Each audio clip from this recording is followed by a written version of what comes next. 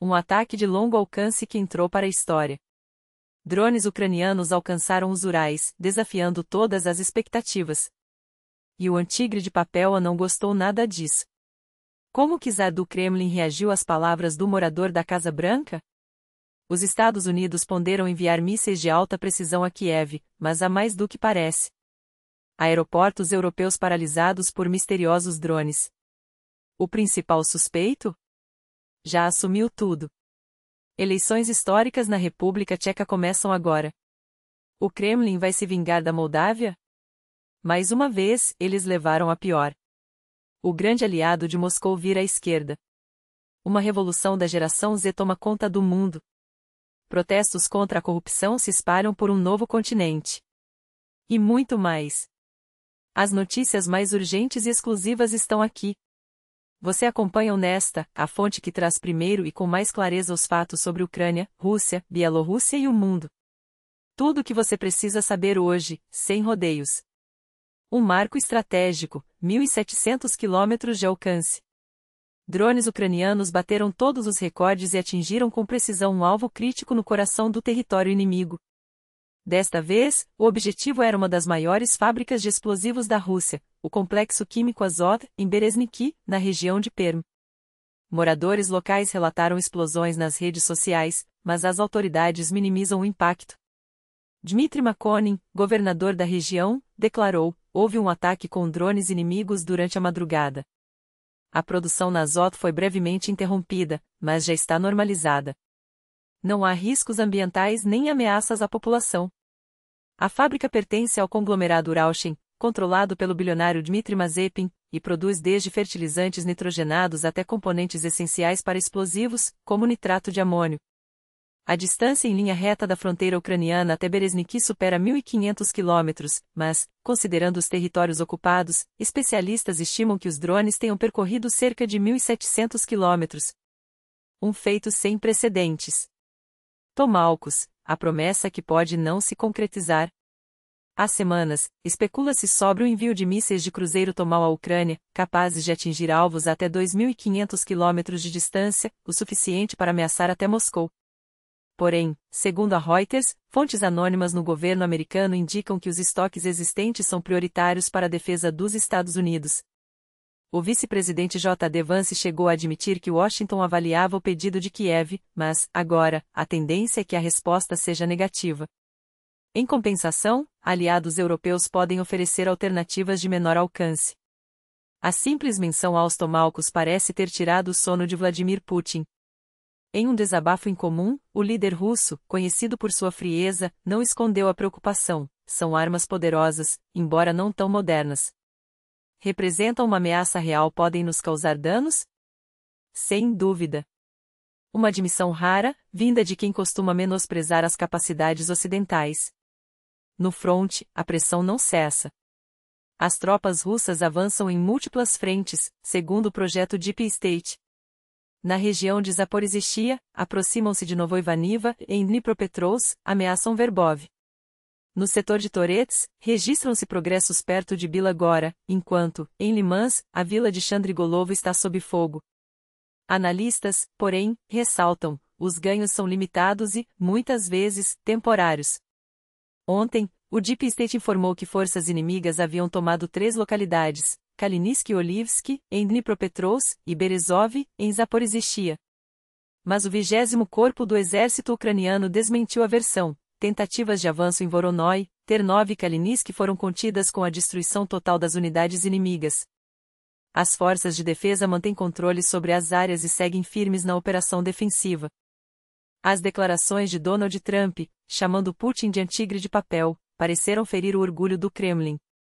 Em resposta, durante o Fórum Valdai, o líder russo não poupou ironia: se estamos em guerra com toda a OTAN e seguimos avançando com confiança, isso é um tigre de papel?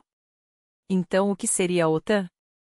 Em um momento de tensão, Putin ainda escorregou: o que eu via como diretor da CIA.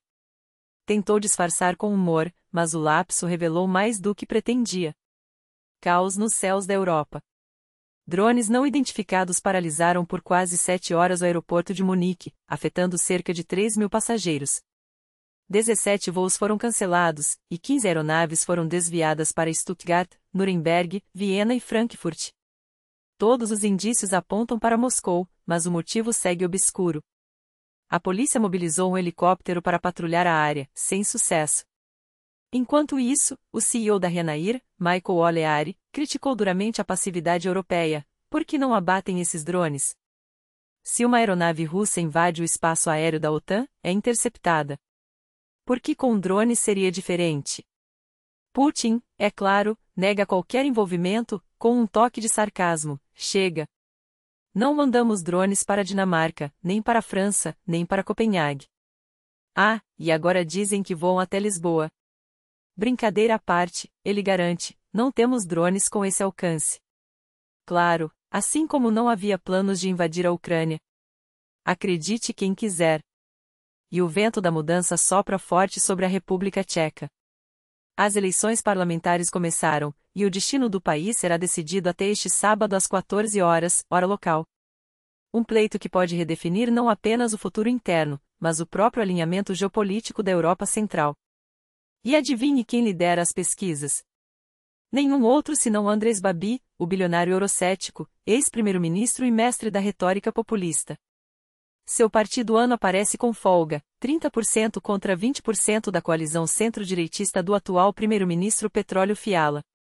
Se Babis voltar ao poder, preparem-se, a República Tcheca pode abandonar seu apoio ativo à Ucrânia e se juntar ao eixo Budapeste-Bratislava, onde a lealdade a Moscou se disfarça de realismo pragmático. Babis, é claro, faz jogo duplo. Em campanha, prometeu cortar o envio de munição a Kyiv e atacou ferozmente a ajuda a refugiados ucranianos, tudo enquanto jurava que nada está decidido. Não ganhamos nada ainda, podemos perder facilmente, declarou, com a modéstia de quem já está medindo as cortinas do palácio. Mas mesmo com 30%, formar governo não será tarefa fácil. Seu provável aliado? O partido de extrema-direita SPD, com seus 13% e um discurso que flerta perigosamente com o kremlinismo. E não pense que a interferência russa ficou de fora dessa eleição. Quase 300 contas anônimas no TikTok e sim, aquele aplicativo que inundaram a rede com narrativas pró-Moscou, alcançando entre 5 e 9 milhões de visualizações por semana. Para comparação, é mais do que a audiência oficial dos líderes dos principais partidos tchecos. Coincidência? Duvido. Enquanto isso, na Hungria, Orbán traiu seu querido Putin mais uma vez. Sim, porque o último grande comprador de gás russo na UE está, pasmem, diversificando suas fontes.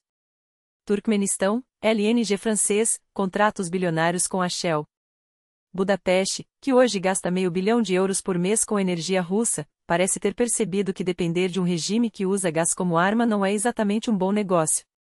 Em setembro, assinou um acordo histórico com a Engie, 4 bilhões de metros cúbicos de gás por ano, de 2028 a 2038.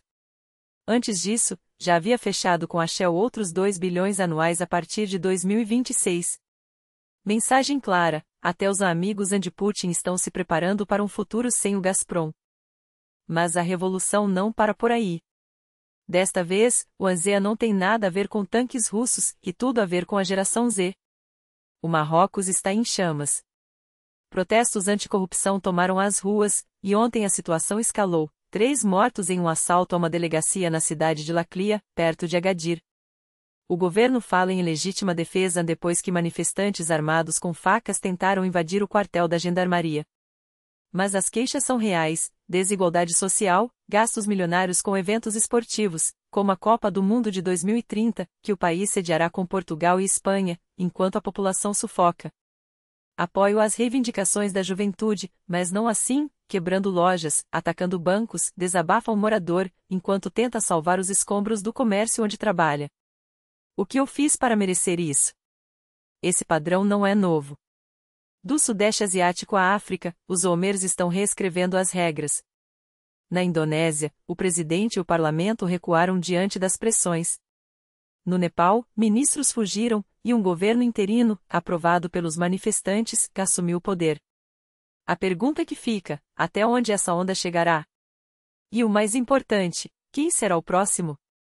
Obrigado por acompanhar até aqui. Seu engajamento, comentários, compartilhamentos, debates, é o que nos mantém fortes.